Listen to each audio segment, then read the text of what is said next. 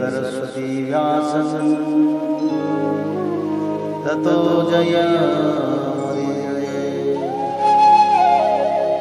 मूकं करोति वाचालं पंगुलंघयते यत्कृपातमहं वन्दे परमानन्दमाधवो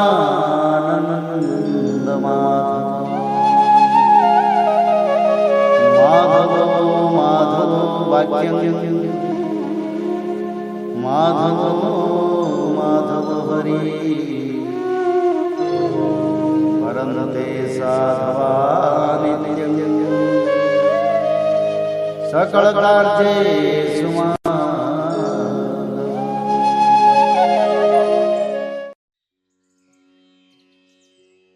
स्कंद 10 अध्याय अथ षष्ठीतमो अध्याय। श्री कृष्ण रुक्मणी संवाद। श्री सुखदेव जी कहते हैं, परीक्षित, एक दिन समस्त जगत के परम पिता और ज्ञानदाता भगवान श्री कृष्ण रुक्मणी जी के पलंग पर आराम से बैठे हुए थे। भीष्मक नंदिनी श्री रुक्मणी जी सखियों के साथ अपने पतिदेव की सेवा कर रही थी। उन्हें पंखा झल रही थी।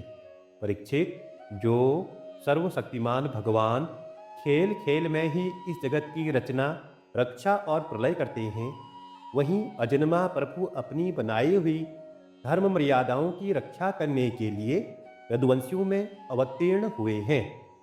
रुक्मणी जी का महल बड़ा ही सुंदर था। उसमें ऐसे ऐसे चंदोवे तने हुए थे जिनमें मोतियों की लड़ियों की झालरें लटक रही थी। मणियों के दीपक जगमा रहे थे। बेला चमेली के फूल और हार मह मह महक रहे थे। फूलों पर झुंड के झुंड भौरे गुंजार कर रहे थे। सुंदर सुंदर झरोखों की जालियों में से चंद्रमा की शुभ्र किरणें महल के भीतर चिटक रही थी। उद्यान में पारिजात के उपवन की सुगंध लेकर मंद मंद शीतल वायु चल रही थी। झरोखों की जालियों में से अगर के धूप का धुआं बाहर निकल रहा था। ऐसे महल में दूध के फेन के समान कोमल और उज्जवल बिछौनों से युक्त सुंदर पलंग पर भगवान श्री कृष्ण बड़े आनंद से विराजमान थे और रुक्मणी जी त्रिलोकी के स्वामी को पति रूप में प्राप्त करके उनकी सेवा कर रही थी। रुक्मणी जी ने अपनी सखी के हाथ से वह च्यवर ले लिया जिसमें रत्नों की डांडी लगी थी और परम रूपवती लक्ष्मी रूपिणी देवी रुक्मणी जी उसे डुला डुलाकर भगवान की सेवा करने लगी। उनके कर कमलों में जड़ाऊ अंगूठियाँ, कंगन और च्यवर शोभा पा रहे थे। तृणों में मणिजटित पायजेब रुंझुन रुंझुन कर रहे थे। अंचल के नीचे छिपे हुए स्तनों की केसर की लालिमा से हार लाल लाल जान पड़ता था और चमक रहा था। नितंब भाग में बहुमूल्य करधनी की लड़ियां लटक रही थी। इस प्रकार वे भगवान के पास ही रहकर उनकी सेवा में संलग्न थी। रुक्मणी जी की कुंगराली अलकें, कानों के कुंडल और गले के स्वर्णहार अत्यंत विलक्षण थे। उनके मुखचंद्र से मुस्कुराहट की अमृत वर्षा हो रही थी। ये रुक्मणी जी अलौकिक रूप लावण्यवती लक्ष्मी जी ही तो है। उन्होंने जब देखा कि भगवान ने लीला के लिए मनुष्य का सा शरीर ग्रहण किया है, तब उन्होंने भी उनके अनुरूप रूप प्रकट कर दिया। भगवान श्री कृष्ण ने यह देखकर बहुत प्रसन्न हुए कि रुक्मणी मेरे प्राण है, मेरी अनन्य प्रेयसी है। तब उन्होंने बड़े प्रेम से मुस्कुराते हुए उनसे कहा। भगवान श्री कृष्ण ने कहा, राजकुमारी रुक्मणी, बड़े बड़े नरपति जिनके पास लोकपालों के समान ऐश्वर्य और संपत्ति है, जो बड़े महानुभाव और श्रीमान हैं तथा सुंदरता, उदारता और बल में भी बहुत आगे बढ़े हुए हैं, तुमसे विवाह करना चाहते थे। तुम्हारे पिता और भाई भी उन्हीं के साथ तुम्हारा विवाह करना चाहते थे। यहाँ तक कि उन्होंने वांगदान भी कर दिया था। शिशुपाल आदि बड़े बड़े वीरों को जो कामोन्मत्त होकर तुम्हारे याचक बन रहे थे तुमने छोड़ दिया, और मेरे जैसे व्यक्तियों को जो किसी प्रकार तुम्हारे समान नहीं है अपना पति स्वीकार किया। ऐसा तुमने क्यों किया? सुंदरी, देखो हम जरासंधा आदि राजाओं से डरकर समुद्र की शरण में आ बसे हैं। बड़े बड़े बलवानों से हमने वैर बांध रखा है, और प्रायः राज सिंहासन के अधिकार से भी हम वंचित ही हैं। सुंदरी, हम किस मार्ग के अनुयायी हैं, हमारा कौन सा मार्ग है, यह भी लोगों को अच्छी तरह मालूम नहीं है। हम लोग लौकिक व्यवहार का भी ठीक ठीक पालन नहीं करते हैं, अनुनय विनय के द्वारा स्त्रियों को रिझाते भी नहीं हैं। जो स्त्रियां हमारे जैसे पुरुषों का अनुसरण करती हैं उन्हें प्रायः क्लेश ही क्लेश भोगना पड़ता है। सुंदरी, हम तो सदा के अकिंचन हैं, न तो हमारे पास कभी कुछ था और न रहेगा। ऐसे ही अकिंचन लोगों से हम प्रेम भी करते हैं और वे लोग भी हमसे प्रेम करते हैं।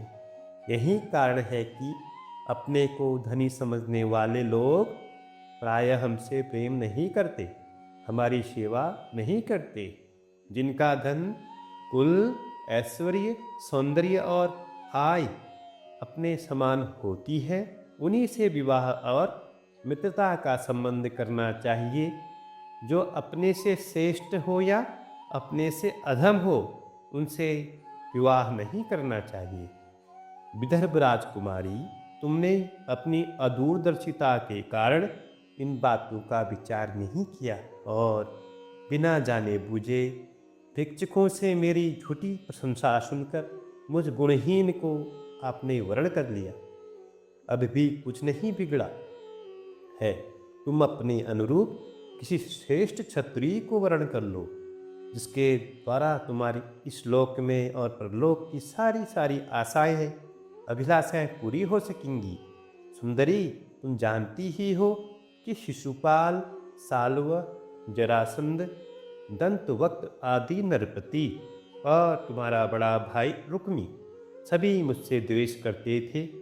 हे कल्याणी, वे सब बल पौरुष के मद से अंधे हो रहे थे, अपने सामने किसी को कुछ नहीं गिनते थे। उन दुष्टों का मान मर्दन करने के लिए ही मैंने तुम्हारा हरण किया था और कोई कारण नहीं था।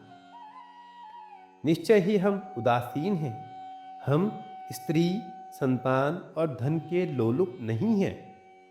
निष्क्रिय और देह गेह से संबंध रहित दीपशिखा के समान साक्षी मात्र है। हम अपनी आत्मा के साक्षात्कार से ही पूर्ण काम है, कृतकृत्य है। श्री सुखदेव जी कहते हैं, परीक्षित, भगवान श्री कृष्ण के क्षण भर के लिए भी अलग न होने के कारण रुक्मिणी जी को यह अभिमान हो गया कि मैं इनकी सबसे अधिक प्यारी हूँ। इस गर्व की शांति के लिए इतना कहकर भगवान चुप हो गए। परीक्षित, जब रुक्मिणी जी ने अपने परम प्रियतम पति त्रिलोकेश्वर भगवान की अप्रिय वाणी सुनी, जो पहले कभी नहीं सुनी थी, तब वे अत्यंत भयभीत हो गई। उनका हृदय धड़कने लगा। वे रोते रोते चिंता के अगाध समुद्र में डूबने उतारने लगी। वे अपने कमल के समान कोमल और नखों की लालिमा से कुछ कुछ लाल प्रतीत होने वाले चरणों से धरती कुरेदने लगी। अंजन से मिले हुए काले काले आंसू केसर से रंगे हुए वक्ष स्थल को धोने लगे। मुंह नीचे को लटक गया। अत्यंत दुख के कारण उनकी वाणी रुक गई और वे ठिठकी सी रह गई। अत्यंत व्यथा, भय और शोक के कारण विचार शक्ति लुप्त हो गई। वियोग की संभावना से वे तत्क्षण इतनी दुबली हो गई कि उनकी कलाई का कंगन तक खिसक गया, हाथ का चंवर गिर पड़ा। बुद्धि की विकलता के कारण वे एकाएक अचेत हो गई, केस बिखर गए और वे वायु वेग से उखड़े हुए केले के खंभे की तरह जमीन पर गिर पड़ी। भगवान श्री कृष्ण ने देखा कि मेरी प्रियसी रुक्मिणी जी हास्य विनोद की गंभीरता नहीं समझ रही है और प्रेम पास की दृढ़ता के कारण उनकी यह दशा हो रही है।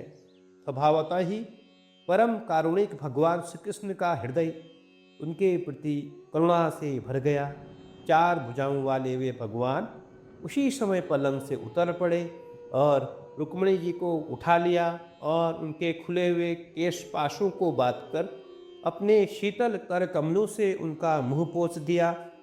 भगवान ने उनके नेत्र के आंसू और शोक के आंसुओं से भीगे हुए स्तनों को पोंछकर अपने प्रति अनन्य प्रेम भाव रखने वाली उन सती रुक्मिणी जी को बाहू में भरकर छाती से लगा दिया।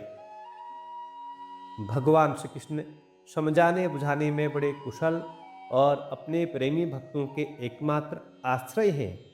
जब उन्होंने देखा कि हास्य की गंभीरता के कारण रुक्मिणी जी की बुद्धि चक्कर में पड़ गई है और वे अत्यंत दीन हो रही है, तब उन्होंने इस अवस्था के अयोग्य अपनी प्रियसी रुक्मिणी जी को समझाया।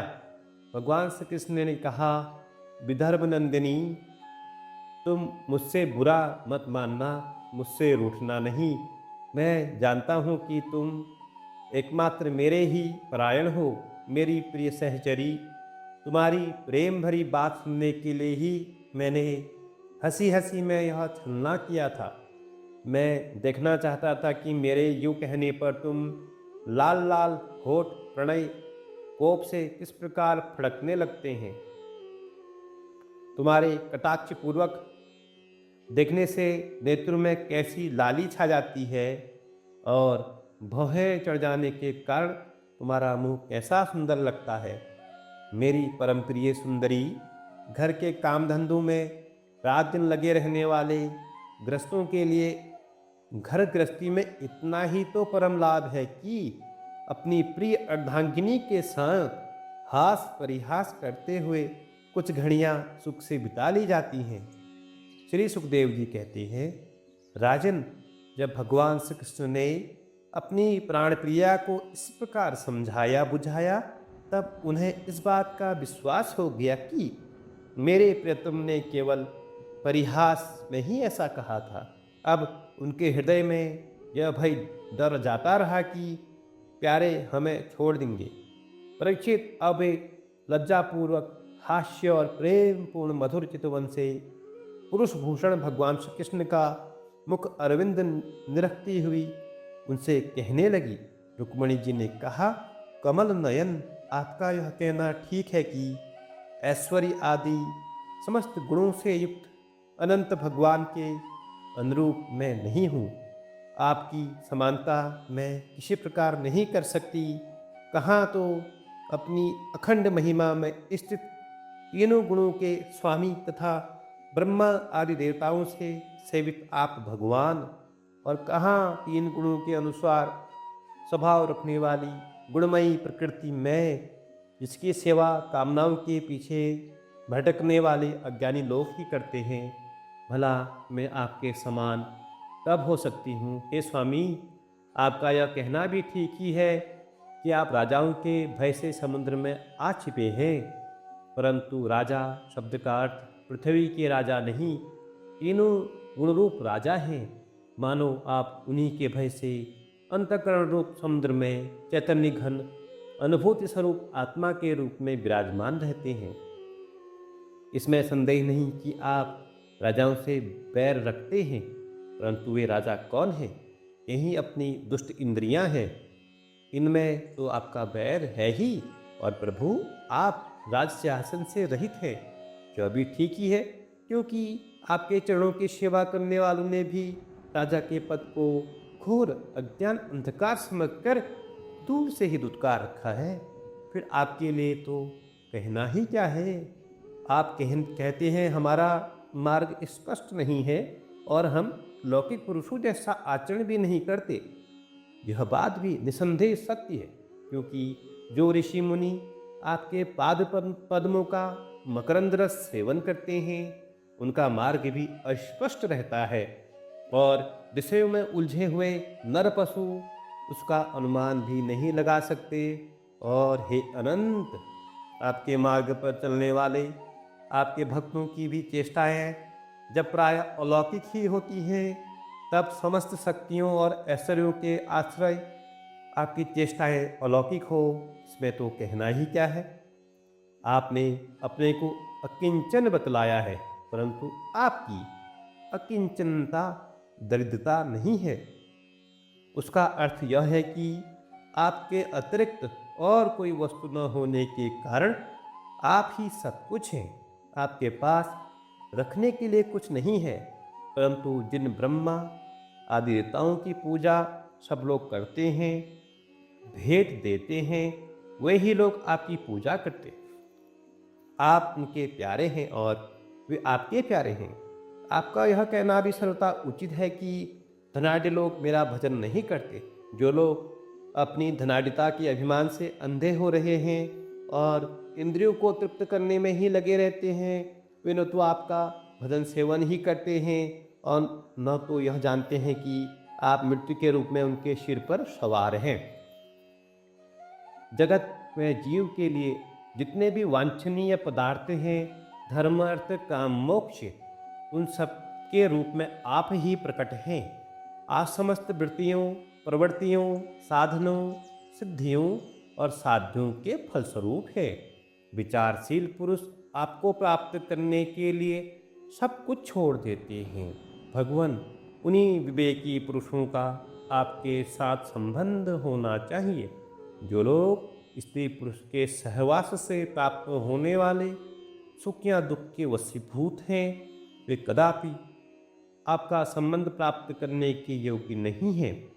यह ठीक है कि भिक्षुकों ने आपकी प्रशंसा की है, परंतु किन भिक्षुकों ने की है? उन परम शांत सन्यासी महात्माओं ने आपकी महिमा और प्रभाव का वर्णन किया है, जिन्होंने अपराधी से अपराधी व्यक्तियों को भी दंड न देने का निश्चय कर लिया है। मैंने अदूरदर्शिता से नहीं, इस बात को समझते हुए आपको वर्ण किया है कि आप सारे जगत के आत्मा हैं और अपने प्रेमियों को आत्मदान करते हैं। मैंने जानबूझकर उन ब्रह्मा और देवराज इंद्र आदि का इसलिए भी परित्याग कर दिया कि आपकी भौहों के इशारे से पैदा होने वाला काल अपने वेग से उनकी आशा अभिलाषाओं पर पानी फेर देता है। फिर दूसरों की शिशुपाल, दंत्रवक्त या जरासंध की तो बात ही क्या है। हे सर्वेश्वर आर्यपुत्र, आपकी यह बात किसी प्रकार युक्ति संगत नहीं मालूम होती है कि आप राजाओं से भयभीत होकर समुद्र में आ बसे हैं, क्योंकि आपने केवल अपने सारंग धनुष के टंकार से मेरे विवाह के समय आए हुए समस्त राजाओं को भगाकर अपने चरणों में समर्पित मुझ दासी को उसी प्रकार हरण कर लिया, जैसे सिंह अपनी कर्कश ध्वनि से वन पशुओं को भगाकर अपना भाग ले आवे। कमल नयन, आप कैसे कहते हैं कि जो मेरा अनुसरण करता है उसे प्राय कष्ट ही उठाना पड़ता है। प्राचीन काल के अंग, पृथु, भरत, ययाति और गई आज जो बड़े बड़े राजराजेश्वर अपना अपना एक छत्र साम्राज्य छोड़कर आपको पाने की अभिलाषा से तपस्या करने वन में चले गए थे, वे आपके मार्ग का अनुसरण करने के कारण क्या किसी प्रकार का कष्ट उठा रहे हैं? आप कहते हैं कि तुम और किसी राजकुमार का वर्ण कर लो। भगवान, आप समस्त गुणों के एकमात्र सहारे हैं, आश्रय हैं, स्थान हैं। बड़े बड़े संत आपके चरणकमलों की सुगंध का बखान करते रहते हैं। उसका आश्रय लेने मात्र से लोग संसार के आपताप से मुक्त हो जाते हैं। लक्ष्मी सर्वदा उन्हीं में निवास करती है। फिर आप बतलाइए कि अपने स्वार्थ और परमार्थ को भली भांति समझने वाली ऐसी कौन सी स्त्री है जिसे एक बार उन चरणकमलों की सुगंध सूंघने को मिल जाए और फिर वह उनका तिरस्कार करके ऐसे लोगों को वर्ण करें जो सदा मृत्यु, रोग, जन्म, जरा आदि भयों से युक्त हैं। कोई भी बुद्धिमती स्त्री ऐसा नहीं कर सकती। प्रभो, आप सारे जगत के एकमात्र स्वामी हैं। आप ही इस लोक और परलोक में समस्त आशाओं को पूर्ण करने वाले एवं आत्मा हैं। मैंने आपको अपने अनुरूप समझकर ही वर्ण किया है। मुझे अपने कर्मों के अनुसार विभिन्न योनियों में भटकना पड़े, इसकी मुझको परवाह नहीं है। मेरी एकमात्र अभिलाषा यही है कि मैं सदा सदा अपना भजन करने वालों का मिथ्या संसार भ्रम निवृत्त करने वाले तथा उन्हें अपना स्वरूप तक दे डालने वाले आप परमेश्वर के चरणों के शरण में रहूं। अच्युत, शत्रुसूदन, गधों के समान घर का बोझा ढोने वाले, बैलों के समान गृहस्थी के व्यापारों में जुटे रहकर कष्ट उठाने वाले, कुत्तों के समान तिरस्कार सहने वाले, बिलाव के समान कृपण और हिंसक तथा कृत दासों के समान स्त्री की सेवा करने वाले, शिशुपाल आदि राजा लोग, जिन्हें वर्ण करने के लिए आपने मुझे संकेत किया है, उसी अभागिनी स्त्री के पति हो, जिनके कानों में भगवान शंकर, ब्रह्मा आदि देवेश्वरों की सभा में गाई जाने वाली आपकी लीला कथा ने प्रवेश नहीं किया है। यह मनुष्य का शरीर जीवित होने पर भी मुर्दा ही है। ऊपर से चमड़ी, दाढ़ी, मूछ, रोएं, नख और केशों से ढका हुआ है, परंतु इसके भीतर मांस, हड्डी, खून, कीड़े, मलमूत्र, कफ, पित्त और वायु भरे पड़े हैं। इसे वही मूढ़ स्त्री अपना प्रियतम पति समझकर सेवन करती है, जिसे कभी आपके चरण अरविंद के मकरंद की सुगंध सूंघने को नहीं मिली है। कमल नयन, आप आत्मा राम हैं। मैं सुंदरी अथवा गुणवती हूँ, इन बातों पर आपकी दृष्टि नहीं जाती। आपका उदासीन रहना स्वाभाविक है, फिर भी आपके चरण कमलों में मेरा सुदृढ़ अनुराग हो, यही मेरी अभिलाषा है। जब आप इस संसार की अभिवृद्धि के लिए उत्कट रजोगुण स्वीकार करके मेरी ओर देखते हैं, तब वह भी आपका परम अनुग्रह ही है। मधुसूदन, आपने कहा कि किसी अनुरूप वर को वर्ण कर लो। मैं आपकी इस बात को भी झूठ नहीं मानती, क्योंकि कभी कभी एक पुरुष के द्वारा जीती जाने पर भी काशी नरेश की कन्या अम्बा के समान किसी किसी की दूसरे पुरुष में प्रीति रहती है। उल्टा स्त्री का मन तो विवाह हो जाने पर भी नए नए पुरुषों की ओर खिंचता रहता है। बुद्धिमान पुरुष को चाहिए कि वह ऐसी उल्टा स्त्री को अपने पास न रखें। उसे अपनाने वाला पुरुष लोक और परलोक दोनों खो बैठता है, उभय भ्रष्ट हो जाता है। भगवान श्री कृष्ण ने कहा, साध्वी राजकुमारी, यही बातें सुनने के लिए तो मैंने तुमसे हंसी हंसी में तुम्हारी वंचना की थी, तुम्हें छकाया था।